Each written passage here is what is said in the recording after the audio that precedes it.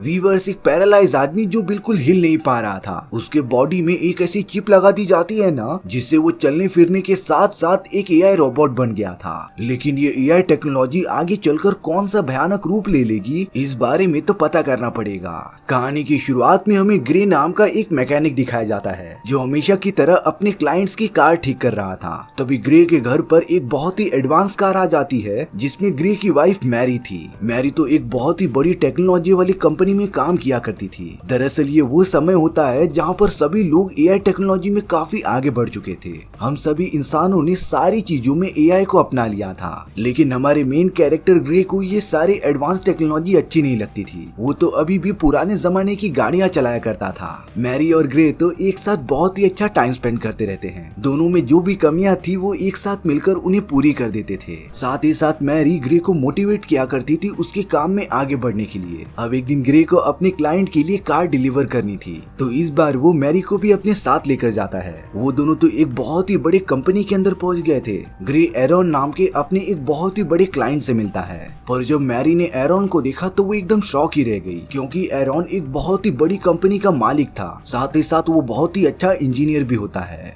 Mary तो Aaron की एकदम से फैन हो गई थी। तभी एरॉन मैरी को अपना एक प्रोजेक्ट दिखाता है, जिसमें कि उनकी कंपनी स्टैम्प चिप्स बना रही थी, जिन्हें कि अगर इंसानों की बॉडी के अंदर डाल दिया जाए तब ये पैरालाइज आदमी को भी पूरी तरीके से ठीक कर सकती थी। साथ ही साथ इस स्टैम्प चिप में जो भी ऑपरेटिंग सिस्टम होगा वो हर टाइम पर उन्हें गाइड करता रहेगा। एरॉन मानता था कि आने वाले टाइम में ये चिप्स बहुत ही कॉमन हो जाएंगे और यही हमारा फ्यूचर है। डिलीवरी देने के बाद ग्रे और मैरी अपनी कार में बैठकर निकल गए थे। रास्ते में वो दोनों अपनी कार को ऑटो पायलट पर डालकर कुछ मस्ती करने लगते हैं। दोनों साथ में काफी अच्छा मोमेंट शेयर कर रहे थे, पर तभी उनके कार की डायरेक्शन ऑटोमेटिकली चेंज हो जाती है। मैरी अपने वॉइस कमांड से कार को रोकने की कोशिश भी कर रही थी, पर देखने पर यह पता चल रहा था कि कार को किसी ने हैक कर लिया है और अब उनकी कार एकदम आउट ऑफ कंट्रोल होकर क्रैश हो जाती है। हालांकि उस एक्सीडेंट में मैरी और ग्रे को ज्यादा चोट नहीं आई थी, पर अब वहाँ पर कुछ गुंडे आ जाते हैं, जिन्होंने पता नहीं क्यों ग्रे की वाइफ मैरी को बाहर निकालकर उसे डायरेक्टली गोली मार दिया था। उन गुंडों ने तो ग्रे को भी बहुत ज्यादा मारा था, पर वो ग्रे की जान नहीं लेते।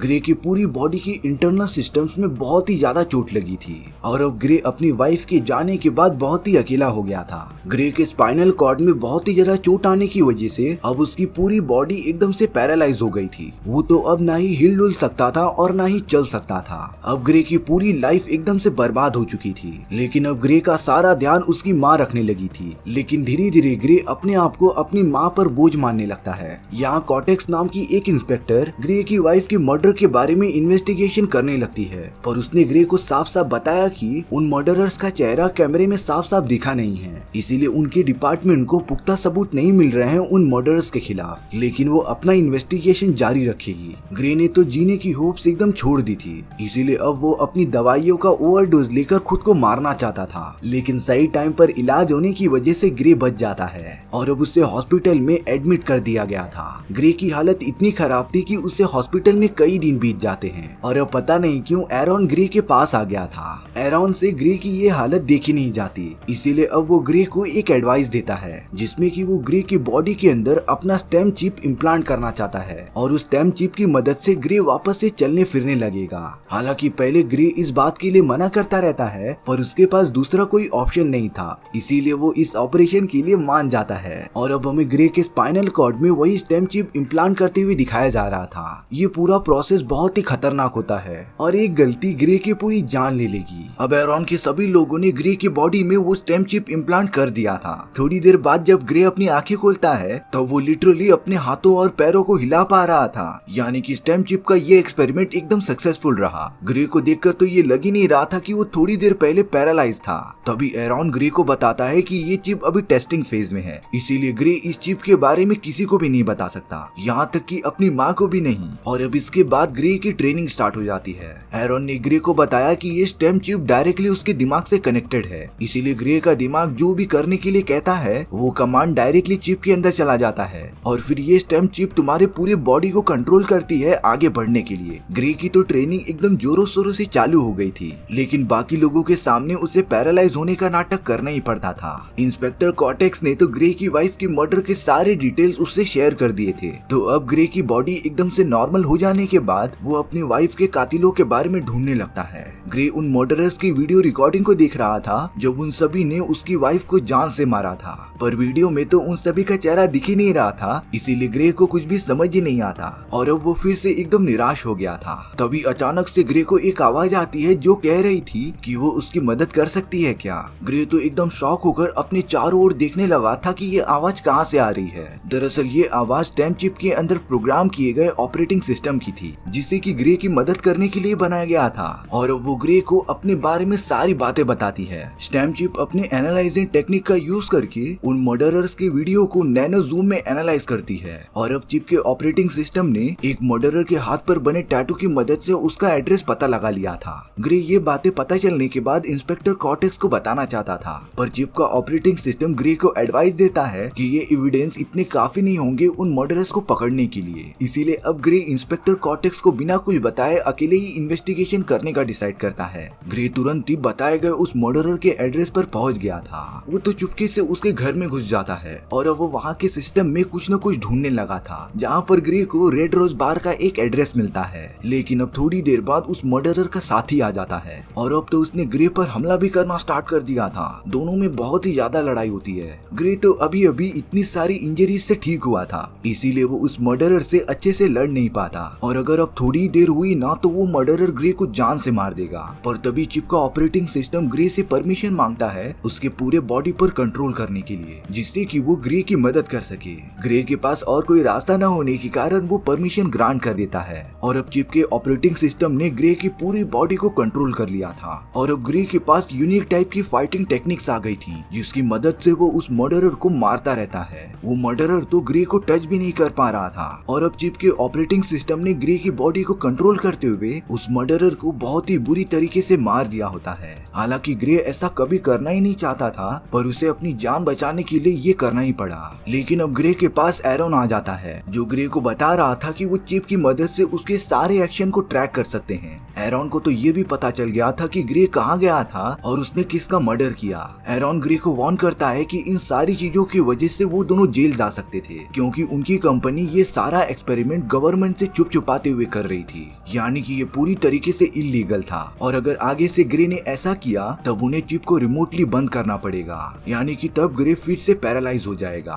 अब यहाँ इंस्पेक्टर कॉर्टेक्स इन सारे मर्डर्स को एनालाइज करती रहती है। तभी उसे एक वीडियो में ग्रे दिखाई देता है जो कि अपने व्हील चेयर पर बैठकर कहीं पर तो जा रहा था। इंस्पेक्टर कॉर्टेक्स को तो ग्रे पर थोड़ा सा शक हो जाता है, इसीलिए वो ग्रे से पूछताछ करने चली गई थी। ग्रे कुछ बहाना करके सिचुएशन को एकदम संभाल लेता है और अब इंस्पेक्टर कॉर्टेक्स ग्रे पर भरोसा करके वहाँ से चली गई थी। ग्रे ने ये डिसाइड किया था कि वो इंस्पेक्टर को कुछ भी न बता के अपनी वाइफ के मर्डरर्स को अकेले ही ढूंढेगा। इसीलिए अब ग्रे रेड रोज बार में चला जाता है जहाँ पर बहुत सारे लोग मौजूद थे, लेकिन ग्रे अभी भी व्हील चेयर पर बैठा होता है, क्योंकि ये बात किसी को भी पता नहीं चलनी चाहिए कि ग्रे अब एकदम से नॉर्मल हो चुका है। लेकिन अब पता नहीं क्यों ग्रे उस बार में जाकर जोर जोर से चिल्लाने लगता है। वो बोल रहा था कि मेरी वाइफ का किसने मर्डर किया वो सामने आकर दिखाए। कुछ देर बाद उन्हीं मर्डरर्स में से एक मेंबर ग्रे के सामने आ जाता है जो ग्रे को पकड़कर पीछे वाले रूम में लेकर चला गया था और अब उस जगह पर मर्डरर्स के और भी लोग आ जाते हैं जिन्होंने देखते ही देखते ग्रे को मारना स्टार्ट कर दिया था।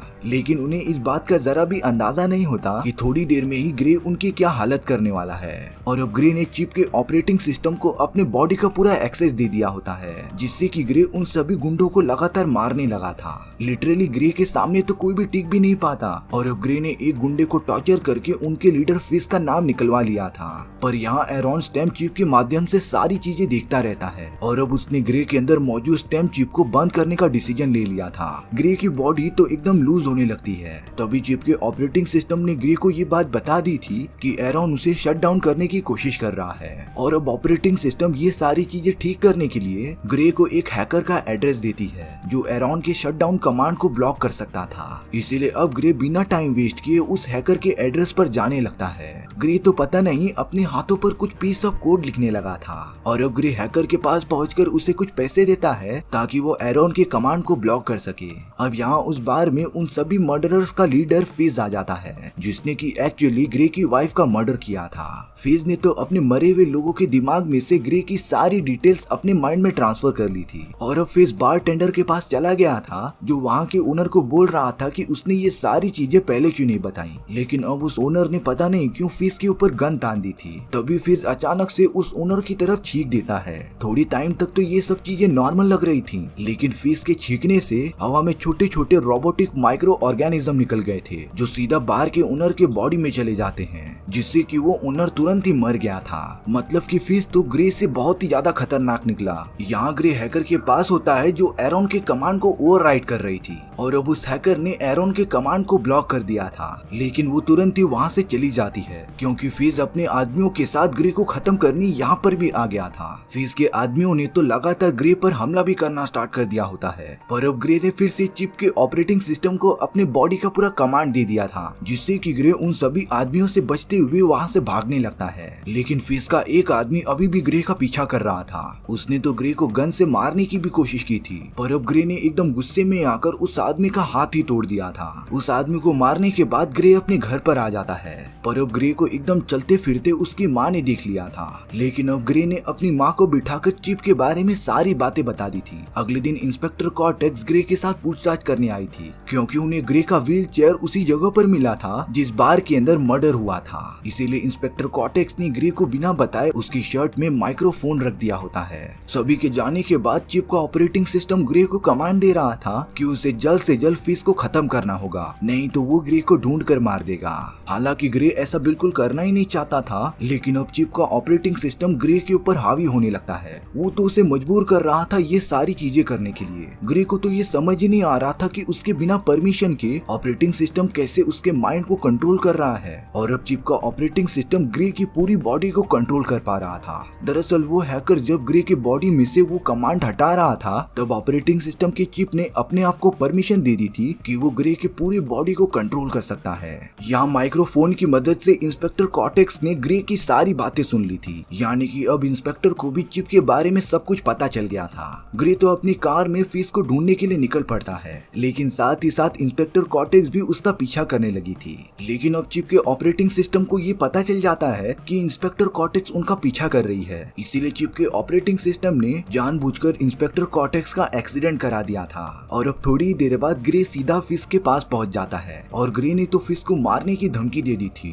ग्रे के पूछने पर तो फिश ने ये बताया कि उसे तुम्हें पैरालाइज करने के लिए पैसे दिए गए थे, और ग्रे की वाइफ तो सिर्फ उनका टाइम पास शिकार थी। ये सारी बातें सुनकर ग्रे एकदम से आंख बबूला हो जाता है, और अब देखते ही देखते ग्रे और फिश में एक घमासान लड़ाई चालू हो गई थी। एक टाइम पर लग रहा था कि दोनों एक दूसरे पर बहुत भारी पड़ेंगे, पर उस चिप के ऑपरेटिंग सिस्टम में दूसरों की फाइटिंग मूव्स कॉपी करने की एबिलिटी थी, जिससे कि वो फिश के सारे चाल पता कर लेते हैं। और अब चिप के ऑपरेटिंग सिस्टम ने ग्रे की मदद से फिश को जान से मार दिया था। जब ग्रे ने फिश के एक वॉइस मेल को पढ़ा, तब उसमें लिटरली एरॉन की आवाज थी, जिसने कि फिश को पैसे दिए थे ग्रे को पैरालाइज करने के लिए। ग्रे अब ये सारी बातें समझ गया था। एरॉन ने अपना ये एक्सपेरिमेंट कराने के लिए ही ग्रे को जानबूझकर पैरालाइज किया होता है, इसीलिए अब एरॉन से बदला लेने के लिए ग्रे उसके यहाँ पर चला जाता है। ग्रे जैसे ही एरॉन पर हमला करता, तभी उस जगह पर इंस्पेक्टर कॉर्टेक्स आ गई थी, जिसने कि ग्रे को अपने गन पॉइंट पर ले लिया होता है। लेकिन चिप का ऑपरेटिंग सिस्टम ग्रे की मदद से इंस्पेक्टर कॉर्टेक्स से बचते हुए उनके ऊपर हमला कर देता है। पर ग्रे जैसे ही इंस्पेक्टर को मारने जाता, इंस्पेक्टर ग्रे को इलेक्ट्रिक शॉक देकर बेहोश कर देती है, और तब जाकर एरॉन ग्रे को सारी सच्चाई बताता है। दरअसल ये सारी चीजें एरॉन नहीं बल्कि उसी स्टैम्प चिप के ऑपरेटिंग सिस्टम ने किया था। वो ऑपरेटिंग सिस्टम जितना नॉर्मल दिखता है उतना है नहीं। उस चिप के ऑपरेटिंग सिस्टम को एक बॉडी चाहिए था, इसीलिए ऑपरेटिंग सिस्टम ने एरॉन को मैनिपुलेट करके ये सारी चीजें करने के लिए बोला था। उस ऑपरेटिंग सिस्टम ने ही मर्डरर्स को कंट्रोल करके ग्रे की वाइफ का मर्डर कर दिया था और उसे पैरालाइज। ग्रो के साथ जो भी बुरी चीजें हुई थी ना, वो सब चिप के ऑपरेटिंग सिस्टम ने ही किया था। और अब ऑपरेटिंग सिस्टम ग्रे की बॉडी को वापस से कंट्रोल करके एरॉन को जान से मरवा देता है, ताकि कोई भी सबूत ये प्रूफ ना कर सके कि ये सारी चीजें चिप के ऑपरेटिंग सिस्टम ने की है। और अब ग्रे जो कि पूरी तरीके से ऑपरेटिंग सिस्टम के कंट्रोल में था, वो इंस्पेक्टर कॉर्टेक्स को मारने के लिए जाता है। लेकिन ग्रे कहीं न कहीं अपने माइंड को थोड़ा सा तो कंट्रोल कर पा रहा था, इसीलिए वो चिप के ऑपरेटिंग सिस्टम को इंस्पेक्टर को ना मारने के लिए कहता है। पर अब हमें ग्रे की एक सोच दिखाई जाती है, जो कि एक हॉस्पिटल में पड़ा हुआ था। वहाँ पर ग्रे ये देखकर एकदम शॉक हो गया था कि उसकी वाइफ भी वहाँ पर मौजूद थी। अब वो दोनों एक दूसरे के साथ बहुत खुश रहते हैं, लेकिन ये सारी चीजें रियलिटी नहीं थी। अब वापस से सीन इंस्पेक्टर कॉर्टेक्स की तरफ आ जाता है, यानी कि अब ऑपरेटिंग सिस्टम ने ग्रे के पूरे माइंड पर भी कंट्रोल कर लिया था। ऑपरेटिंग सिस्टम ने तो असली ग्रे को अपनी इमेजिनेशन की दुनिया में बंद कर दिया होता है, और इस बात का तो ग्रे को जरा सा भी अंदाजा नहीं था। उसे तो अपने इमेजिनेशन की सारी सारी बातें एकदम रियल लग रही थी। और अब ग्रे की बॉडी जो पूरी तरीके से ऑपरेटिंग सिस्टम बन गई थी, वो इंस्पेक्टर कॉर्टेक्स को गोली मार देती है। यानी कि अब उस चिप के ऑपरेटिंग सिस्टम को पूरी तरीके से एक बॉडी मिल गया था और हमारा रियल ग्रे तो ऑपरेटिंग सिस्टम के बनाई गई वर्चुअल दुनिया में कैद रहता है। इसी के साथ हमारी ये कहानी यहीं पर खत्म हो गई थी। दरअसल लेखक ने इस कहानी के माध्यम से ये बताने की कोशिश की है कि एआई, ऑपरेटिंग सिस्टम और भी बहुत सारी रोबोटिक चीजें जितनी सिंपल दिखती हैं उतनी है नहीं, और अगर इनमें थोड़ी सी गलती हो जाए तो आने वाले टाइम में ये सब इंसानियत के लिए बहुत बड़ा खतरा बन सकती हैं। आपको ये स्टोरी कैसी लगी कमेंट सेक्शन में बताना भूलना मत। और अगर आपको मेरा एक्सप्लेनेशन 1% भी अच्छा लगा होगा ना, तो वीडियो को लाइक एंड चैनल को सब्सक्राइब जरूर कर देना, क्योंकि सच में इससे मुझे बहुत ज्यादा मोटिवेशन मिलता है आपके लिए इसी तरीके की मजेदार स्टोरीज ढूंढ कर लाने के लिए। तो मिलते हैं नेक्स्ट वीडियो में। सी या।